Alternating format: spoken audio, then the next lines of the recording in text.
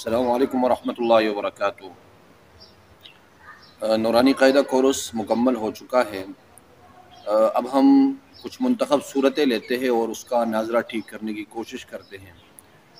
تو آج ہم ابتدا کرتے ہیں سورہ فاتحہ سے اور اس کے اندر وہ ممکنہ غلطیاں ڈھونڈتے ہیں اور پھر اس کو ٹھیک کرنے کی کوشش کرتے ہیں۔ ویسے علماء کرام اور جو قراء حضرات ہیں ان کی اپنی اپنی رائے ہے کہ سورہ فاتحہ کے اندر کتنی ممکنہ غلطیاں ہیں۔ ویسے تو بہت ساری ممکنہ غلطیاں ہیں، لیکن ان میں سے جو خاص اور جو یعنی یوں سمجھے کہ بے دہانی میں، بے توجہی میں جو غلطیاں ہو جاتی ہے، اس کی طرف ہم ذرا توجہ دلائیں گے اور اس کو ٹھیک کرنے کی کوشش کریں گے۔ تو چلے شروع کرتے ہیں۔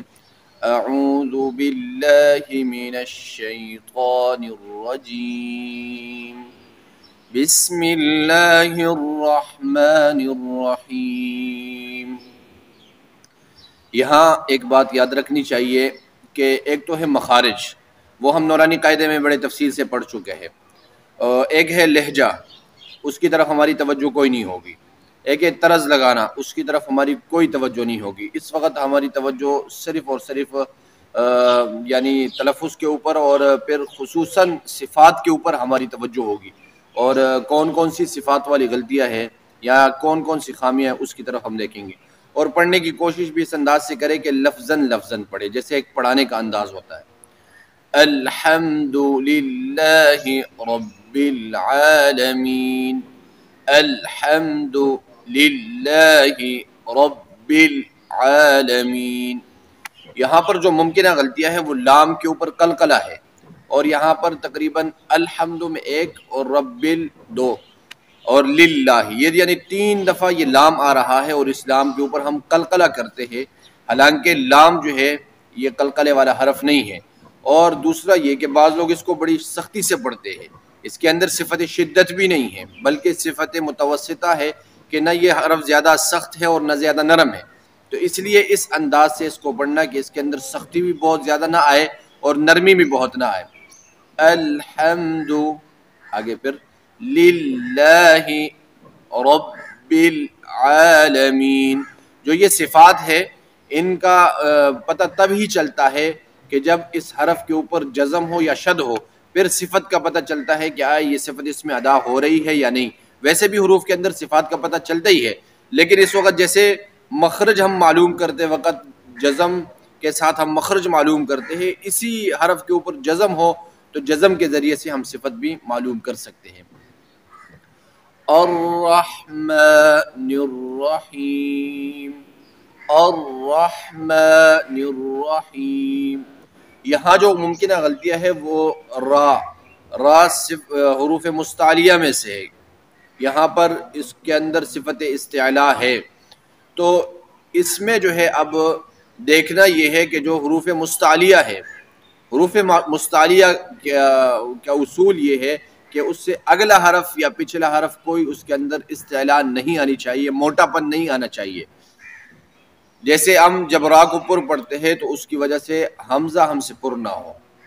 الرحمن الرحیم، مالک یوم الدین، دال کے اوپر شد ہے تو، اور دوسری بات یہ ہے کہ حروف شدیدہ میں بھی ہے، تو اس لیے اس کو ذرا سختی سے پڑھنا، شد کی وجہ سے مضبوطی اور حروف شدیدہ میں ہونے کی وجہ سے اس کے اندر شدت والی صفت۔ مالک یوم الدین، مالک یوم الدین، ایاک نعبد و ایاک نستعین۔ اب یہاں پر ایاک لفظ اکثر لوگ غلط پڑھتے ہیں۔ اب ایاک یہاں پر 2 چیزیں ہیں، ایک ہے شد اور ایک ہے یا جو ہے وہ حروف رخویہ میں سے ہے، حروف شدیدہ میں سے نہیں ہے، تو اس لیے ہر صفت شدت کی رعایت رکھتے ہوئے یا کو نرم پڑھنا، اور یہ صفت رخوت کی رعایت رکھتے ہوئے، اور اسی طرح شد کی رعایت رکھتے ہوئے مضبوطی سے پڑھنا۔ ایسا نہ ہو کہ اس کو اتنا سختی سے پڑھا جائے ایاک نعبد و ایاک نستعین، تب بھی یہ غلط ہوگا۔ اور اگر ہم پڑھیں گے بہت ہی نرمی سے ایاک نعبد و ایاک، تو اس کے اندر جو وہ ادغام ہے کیونکہ شد بھی ہے اور شد کی وجہ سے ادغام بھی ہے، تو اس کی بھی رعایت رکھنی ہے، یعنی شد کی رعایت رکھتے ہوئے ادغام کی رعایت رکھتے ہوئے ادغام، شد کی رعایت رکھتے ہوئے مضبوطی، اور حروف رخویہ میں ہونے کی وجہ سے نرمی۔ ایاک ایاک نعبد و ایاک نستعین، زیادہ سخت نہیں پڑھا۔ اہدنا الصراط المستقیم، یہاں ہا یہ حروف محموسہ میں سے بھی ہے، فحثہ شخص سکت، اور آگے پھر حروف رخویہ میں سے بھی ہے، تو اس لیے اس کو پڑھتے وقت یہ ہا کی آواز بند نہیں ہونی چاہیے۔ اہدینس اہدینس، یہاں ہا کے اوپر قلقلہ بھی نہ ہو، کیونکہ بے توجہی میں ہا کے اوپر قلقلہ ہو جاتا ہے۔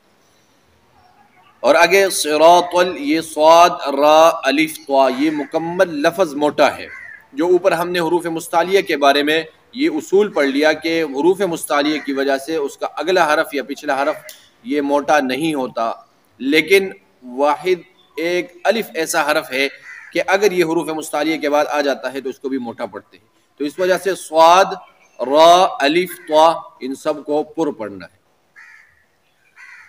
اہدنا الصراط المستقیم، مستقیم، یہاں پر صفت سفیر ہے اور سین کے اندر، تو اس لیے صفت سفیر کی رعایت رکھتے ہوئے سیٹی کی آواز ہو، لیکن قلقلہ سے اپنے آپ کو بچانا۔